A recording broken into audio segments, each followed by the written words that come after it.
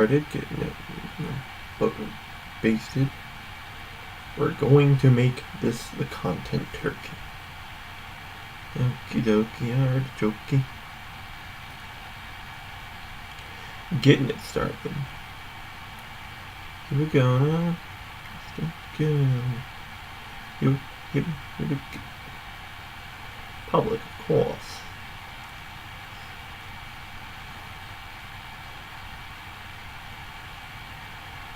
No, let's not do that. Come on, stop doing that. Okay, control room.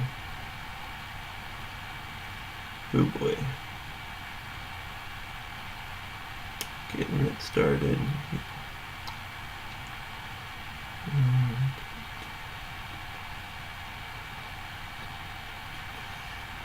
No, definitely not made for kids.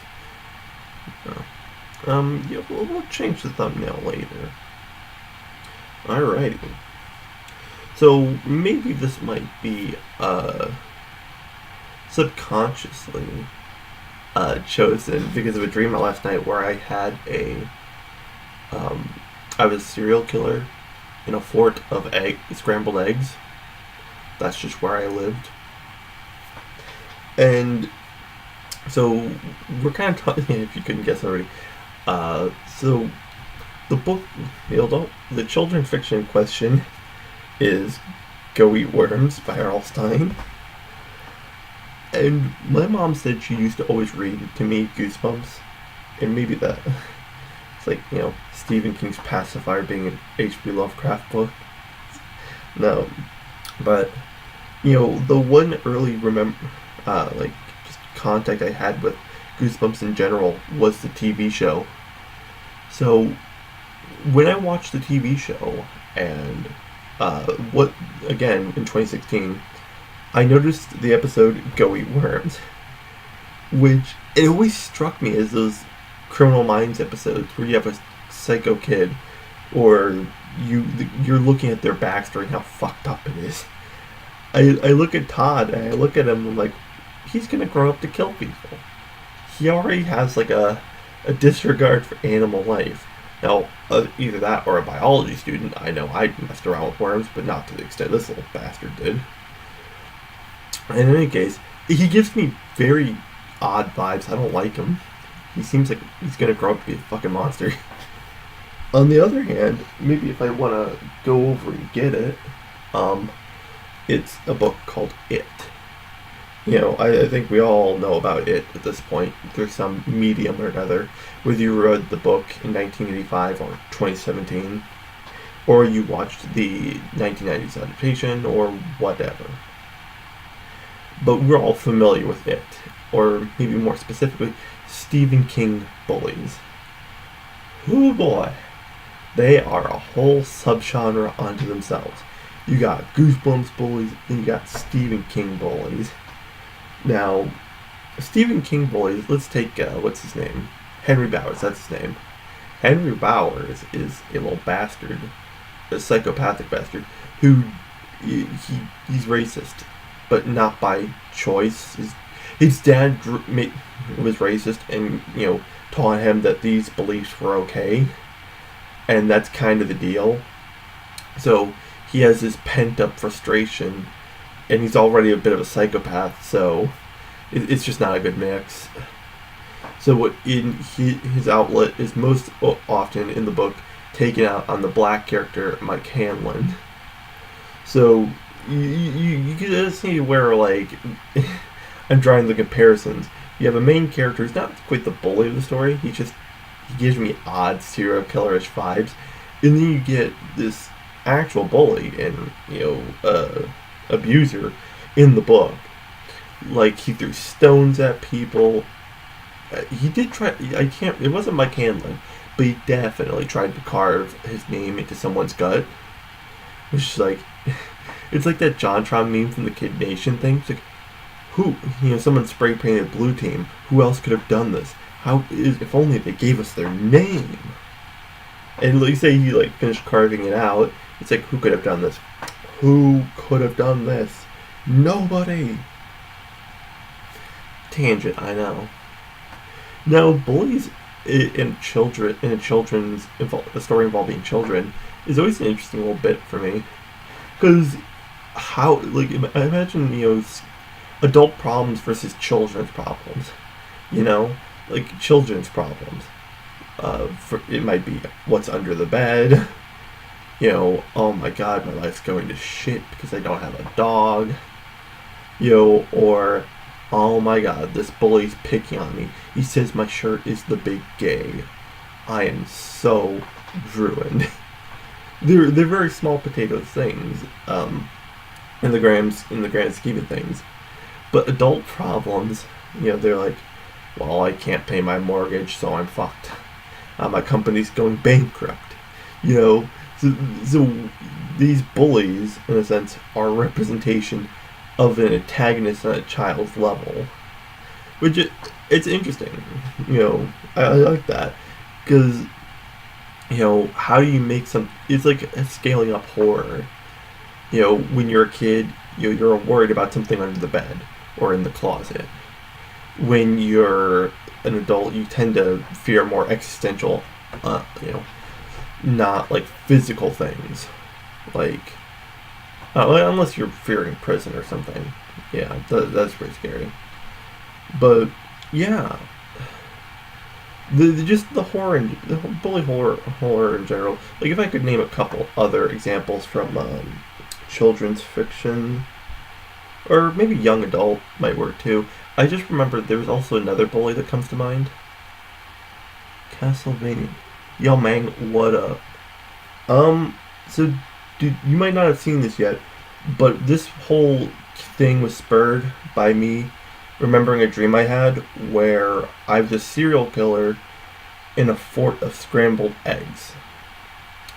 That is what this might have been spurred by. I'm not certain though.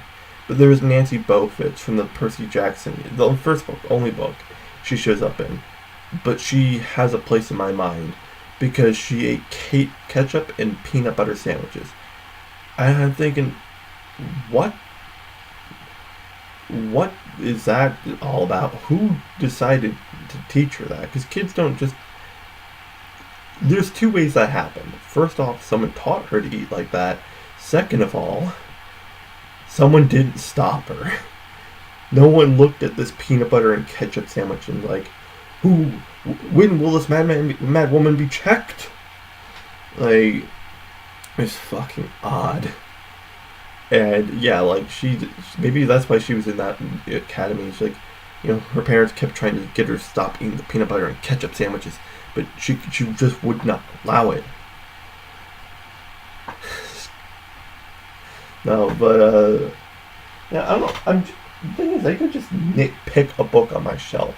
Maybe you see it right there, the one at least I'm looking at through the reflection in the mirror. But like, just in general, the book. Oh God, Carrie. Oh my God! If you want another Stephen King-esque bully, child bully, at least this one's in high school though, it is Carrie. I can count at least the number of times I've referenced the ending of that book on like both hands. It's fucking wild. But all that is just avoidable, right? The whole thing. It's one of those things like I might have asked as a kid, like, well, what happened? Why didn't they just do this?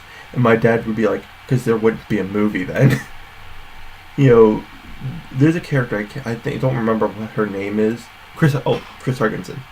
Chris Hargensen is the primary tormentor of Carrie White, the telekinetic girl from the book. And it's through her hand.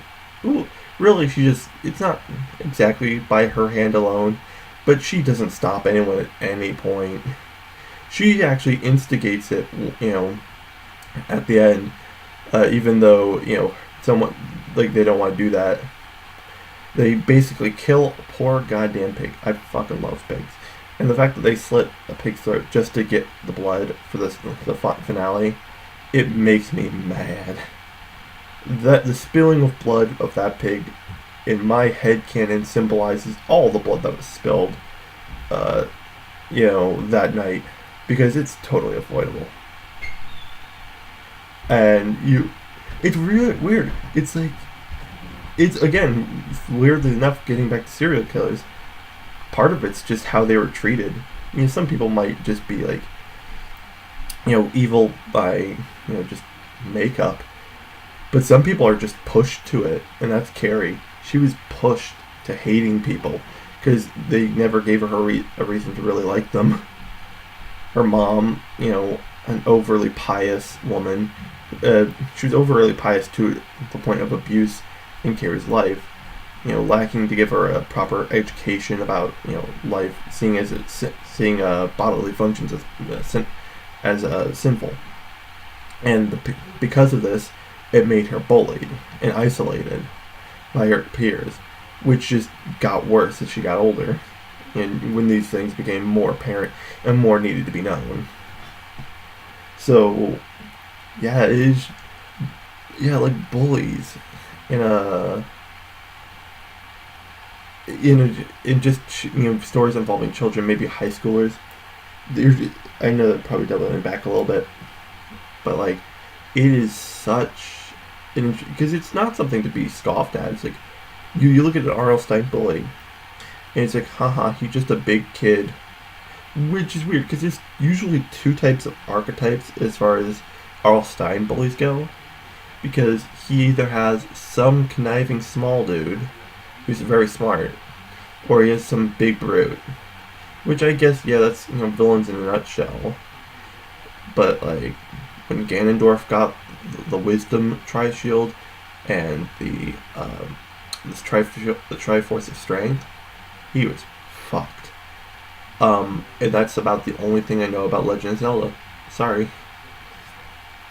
But yeah, but you have Stephen King, and there's technically only one archetype, and that's just sociopath, which is weird to see, to technically on like a mechanical level, to see an R.L. Stine book sometimes more complicated in its archetypes than a Stephen King book. That's just one example. Maybe if I took a whole video just to analyze it. Actually, leave in the comments if you want to see me analyze Stephen King archetypes. That might be fun. If interest still holds up, I might do a video on The Regulators and Desperation soon by Stephen King. Because recently, I just finished those. Yeah. And in the course of a couple days, I actually read The Green Mile. Now it's Gerald's Game. I read quite a bit. Probably more than I should. Alright, why don't I finish up this stream by summarizing what I basically talked about. That sounds like at least it would make a complete videoid, similar but not the same, just mimicking what it is, or what it was intending to be. So yeah, Stephen King books, and R.L. Stine, those are the ones I tried to compare in terms of villains. So Todd, whatever his name from O.E. Worms, gives me psychopath vibe, especially in the episode. Especially when they're just chanting things at him. I talked about it in like Henry Bowers, and he's not. I think he just grow up to to think violence and the bigotry that was put upon him by his dad is okay. And that already fueled his aggressive nature, aggressive and sociopathic nature. Then you have people like the bully.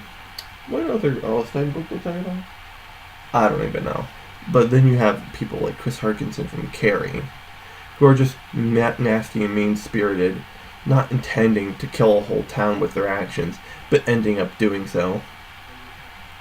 Or you got the Stephen King versus R.L. Stine bully archetypes, and that really bullies are just a scaled-down version, a more isolated version of horror or just antagonists in general. Because kid problems versus adult problems, and school bullies are just that small kid problem that could just be as impactful as a villain trying to take over the world, just in this small kind of scaled down version of it. All right. maybe if you want to see me do discussions like this again in the form of a live stream, possibly. Or, I still have plans to maybe do editing for videos. I don't have any software. I just usually do it on my computer, on my laptop, where I record and everything. Alright. So I hope you have a good day. This is just something I decided to do because it's spring break. I get a break from school 1 week. So I might put out more things this week. I still do have studying. I have exams next week. So, hope you're having a good day. I'm going to try to have a good day despite the lack of light outside. Good one.